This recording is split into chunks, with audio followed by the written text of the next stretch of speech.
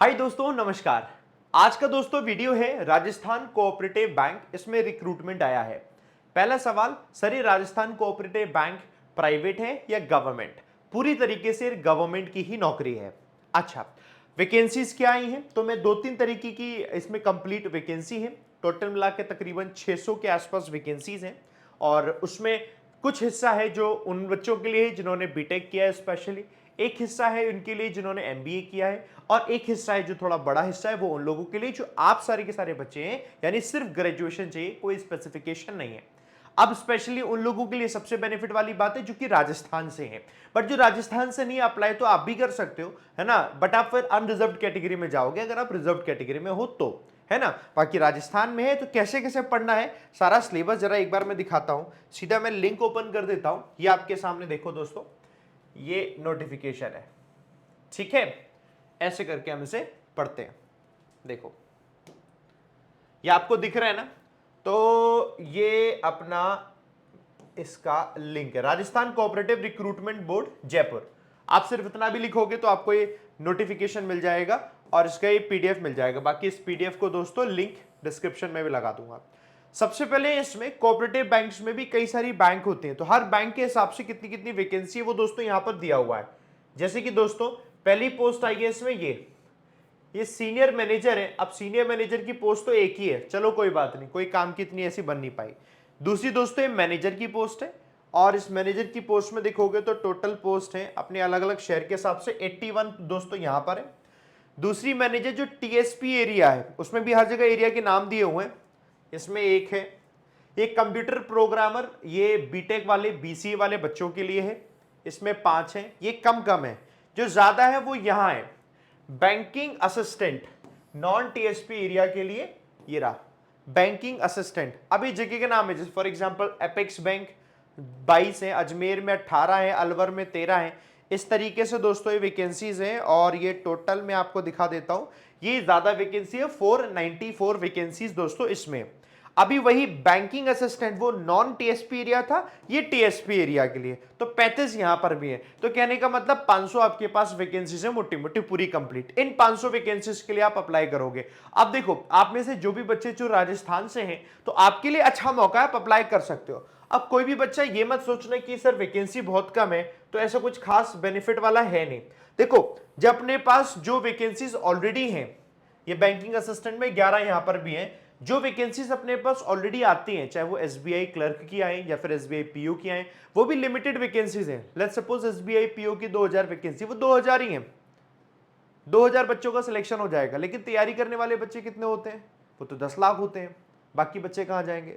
तो जितनी वैकेंसीज है, अगर आप अप्लाई नहीं करोगे तो कोई तो अप्लाई कर ही रहा है, कोई तो सिलेक्शन ले ही रहा है। ये 495 में तो कोई तो 495 जो सिलेक्शन ले ही रहे हैं। तो आप जैसे इस वीडियो के बाद ही बहुत सारे बच्चों का तुरंत यही डाउट कमेंट आएगा, सर कि यार वैकेंसीज बहुत कम है, हम क्यों जाएं वहां पर? ऐसे करने से तो हम कहीं नहीं जा पाएंगे, है ना। हमें ट्राई करना चाहिए। वैकेंसी हो गई, आपका फॉर्म भी अप्लाई किया, आपको नौकरी मिल गई, अब आपको करनी की नहीं करनी है भाई आपके हाथ में।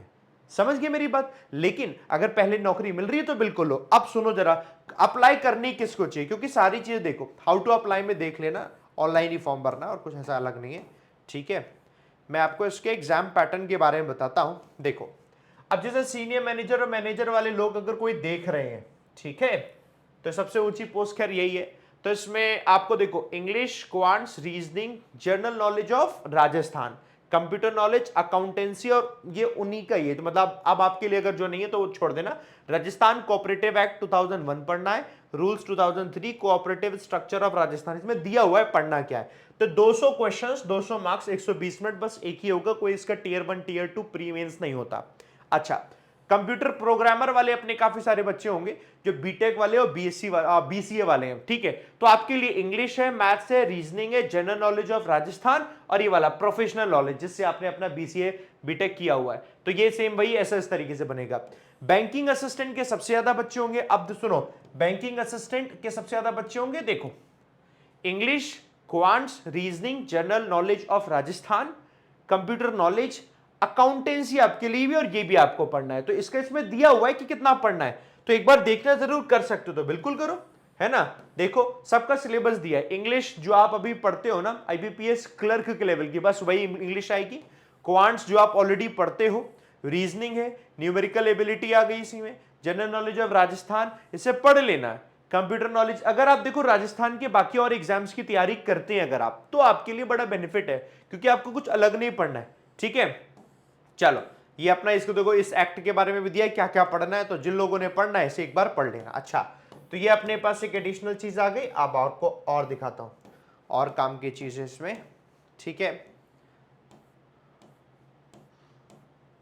देखो ये ध्यान रखना, graduation degree, post graduation degree में क्या है, सीनियर मैनेजर के लिए तो एमबीए चाहिए, मैनेजर के लिए सिर्फ ग्रेजुएशन चाहिए, कंप्यूटर प्रोग्रामर के लिए बीटेक और बीई, इन सारी स्ट्रीम में एमएससी भी हो सकती है, एमएससी कंप्यूटर साइंस है, और एमसीए ये तो है ही, या फिर कोई भी एक post graduate diploma computer application में, या आप अपने अकॉर्डिंग पढ़ लेना, बट उसमें एक एक्सपीरियंस भी चाहिए।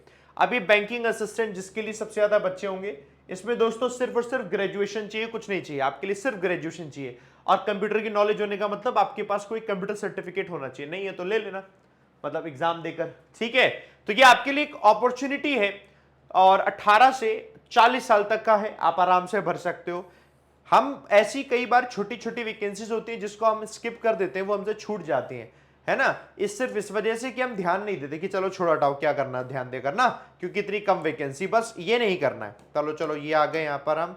ठीक है, चलो सर्टिफिकेशन चाहते हैं, काम की चीजें हो गई। ये तो आपके,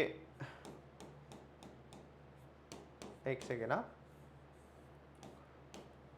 बस फीस का और दिया होगा, और एग्जाम सेंटर दिए वो आप देख लेना, राजस्थान के अंदर एग्जाम सेंटर है सारे के सारे। ठीक है, आपको कहीं बाहर जाना नहीं है, और लाइफ टाइम जॉब भी आपकी वहीं रहती है। मिल नहीं रहा, यहीं के लिखा होगा 450 है, 480 रुपये के आसपास। चलो ये वाला सेंटर आ गया, इसको देख लो। ठीक है, ये सेंटर है एग्जाम सेंटर के लिए, एग्जाम सेंटर आप देख लेना, बाकी कहीं निकल गया होगा आगे पीछे इसमें लिखा होगा।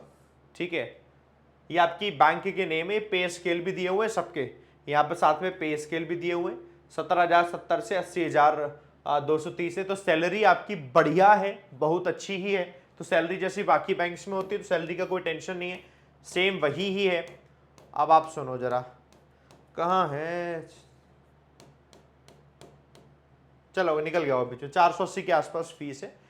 सिलेबस कुछ अलग नहीं है, अगर आप तैयारी करते हैं ऑलरेडी राजस्थान के बाकी एग्जाम्स की, तो ये दोस्तों आपके लिए है। बाकी अगर आप बच्चे ऐसे हैं जो राजस्थान के कोऑपरेटिव बैंक में इसमें इंटरेस्टेड नहीं है, तो कोई बात नहीं, आप एक बार कमेंट करके बताइएगा कि इंटरेस्टेड और नॉट इंटरेस्टेड। ठीक है, बाकी आप तैयारी करते जाओ, जल्दी ही देखो एसबीआई क्लर्क का नोटिफिकेशन आने के पूरे चांसेस हैं। तो एसबीआई क्लर्क आपके साथ में है, वो तो पूरे ऑल ओवर इंडिया लेवल पर है, और बहुत अच्छी जॉब भी है, अपॉर्चुनिटी भी बहुत बड़ी भी है उसमें, है ना। बट ये भी एक अपॉर्चुनिटी है जिसको मिस नहीं करना चाहिए। ठीक है, सो मेरी तरफ से आप लोगों को ये कहना है कि अगर आप ऑलरेडी राजस्थान के बाकी एग्जाम्स की तैयारी करते हैं, जहां पर आपने राजस्थान की जीके पढ़ी है, सो ये आपके लिए एक अच्छी अपॉर्चुनिटी है, आप इसमें बिल्कुल जा सकते हो। ठीक है, which you all the best दोस्तों। इंग्लिश में पढ़ना है अगर, तो किस तरीके से पढ़ना है, तो आप मेरी कोई भी वीडियो देख सकते हो जो आईबीपीएस क्लर्क और एसबीआई क्लर्क को टारगेट करते हुए हो, आपका इंग्लिश वहां से कवर हो जाएगा। ठीक है, चलिए, बाकी इसके अलावा आपको डिटेल में और भी कोई वीडियो चाहिए इसी से रिलेटेड, कोई सब्जेक्ट से रिलेटेड, आप मेरे को बता देना दोस्तों, मैं आपके लिए वीडियो कर दूंगा। ठीक है, ऑल दी बेस्ट दोस्तों, जय हिंद, जय भारत, थैंक यू।